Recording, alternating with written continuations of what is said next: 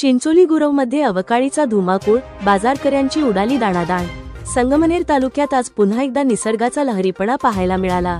चिंचोली गुरव परिसरात अचानक आलेल्या अवकाळी पावसाने सर्वांचीच चांगलीच तारांबळ उडवली। विशेष म्हणजे आज आठवडे बाजार असल्याने व्यापारी आणि ग्राहकांना या पावसाचा मोठा फटका बसला आहे।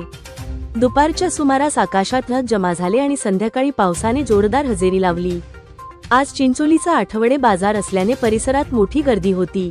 पाऊस सुरू होताच व्यापाऱ्यांनी आपला माल वाचवण्यासाठी प्लास्टिक कागदाचा आधार घेतला, मात्र वाऱ्यासह आलेल्या पावसामुळे मालाचे नुकसान झाले। बाजारासाठी आलेल्या नागरिकांची आडोसा शोधताना मोठी त्रेधातिरपीट उडाली। भाजीपाला आणि इतर जीवनावश्यक वस्तू पावसाने भिजल्याने शेतकऱ्यांचेही नुकसान झाले आहे। या अवकाळी पावसामुळे परिसरातील पिकांवरही परिणाम होण्याची शक्यता असल्याने बळीराजा पुन्हा एकदा संकटात सापडला आहे। हवामान खात्याने वर्तवलेल्या अंदाजानुसार पावसाने ही हजेरी लावली असली तरी भर बाजारात आलेल्या या पावसामुळे व्यापाऱ्यांचे आर्थिक गणित बिघडले आहे।